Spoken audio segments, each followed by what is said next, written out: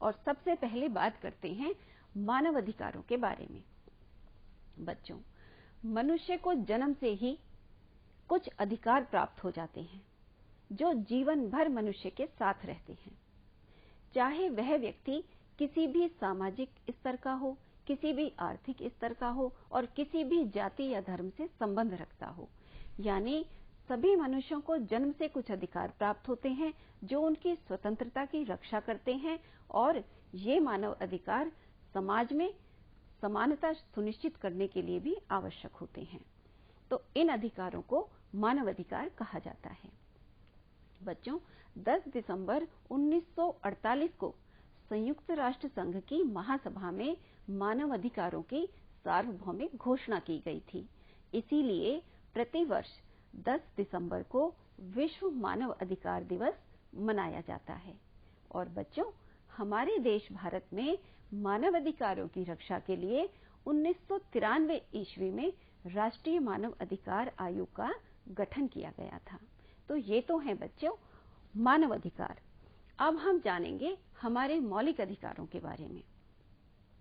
बच्चों, जैसे हमने अभी जाना कि सभी मनुष्यों को जन्म से कुछ अधिकार प्राप्त होते हैं जिन्हें मानव अधिकार कहते हैं।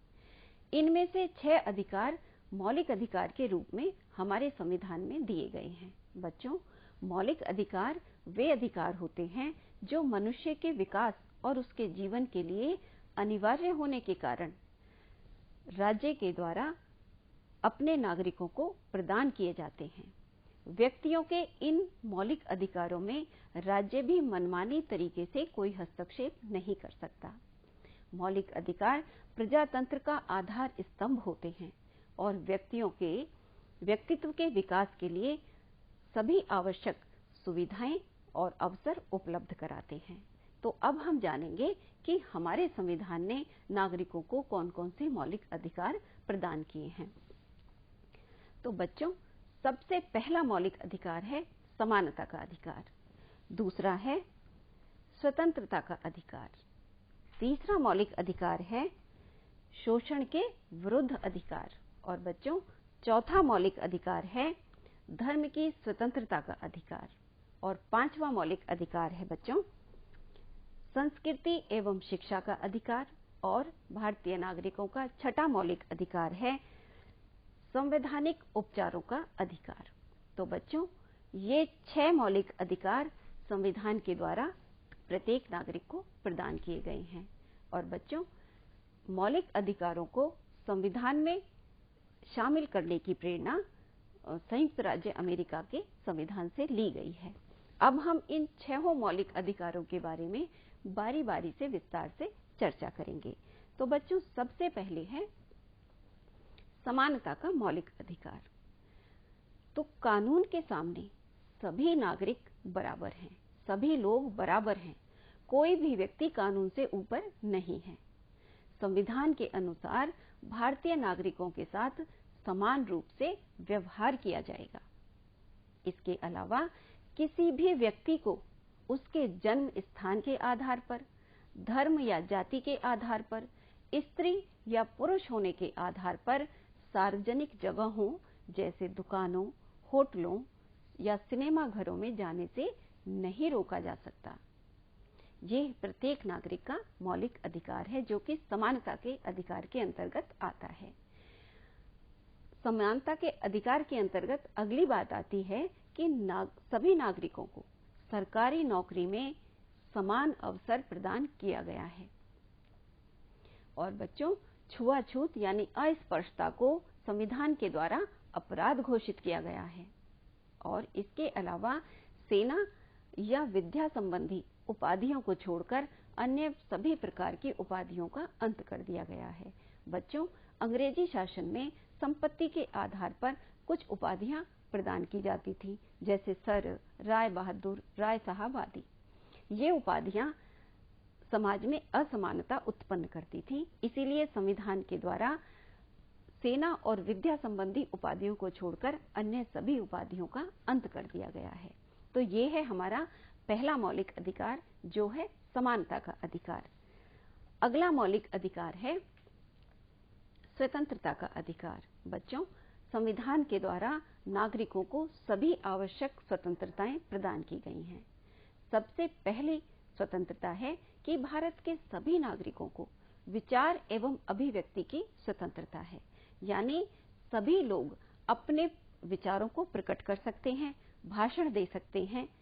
इस तरह की स्वतंत्रता सभी नागरिकों को प्राप्त है, यानी अपने मन में उठे विचारों को बेहिचक कहने का अधिकार है।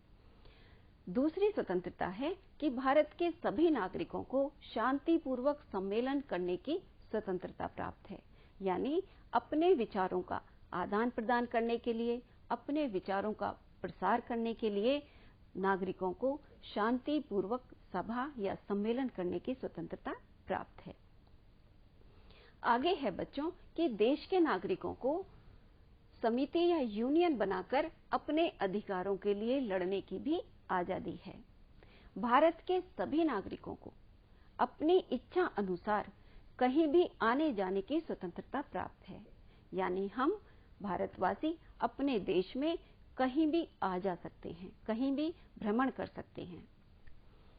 अगली स्वतंत्रता है बच्चों कि भारत के नागरिकों को भारत में कहीं भी रहने और बसने की स्वतंत्रता है, यानी सिर्फ आने जाने और घूमने की ही स्वतंत्रता नहीं है, बल्कि भारत में कहीं भी रहने और बसने की स्वतंत्रता है।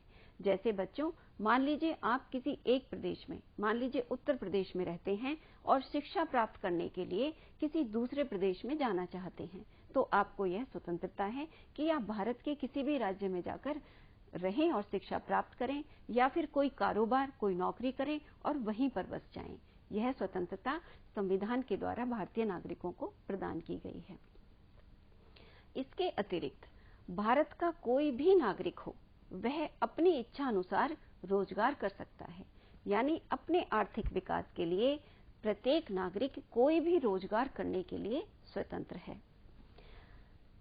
बच्चों, स्वतंत्रता के अधिकार के अंतर्गत दोष सिद्धि से संरक्षण की भी स्वतंत्रता है।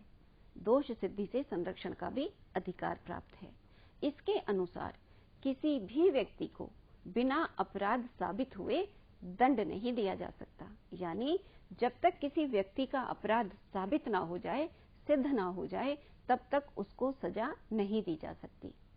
और एक ही अपराध के लिए एक बार से अधिक दंड नहीं दिया जा सकता, यानी यदि एक अपराध है तो उसके लिए एक ही बार दंड देने का प्रावधान है। किसी को भी अपने विरुद्ध गवाही देने के लिए भी बाध्य नहीं किया जा सकता।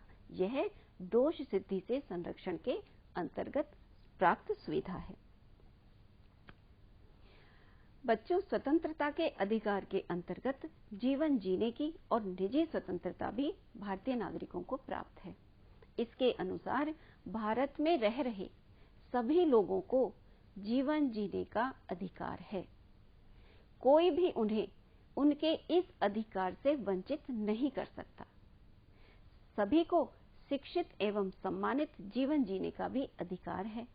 लोगों के जीवन की रक्षा करना सरकार का कर्तव्य है, सरकार की जिम्मेदारी है कि वह लोगों के जीवन का रक्षण करे।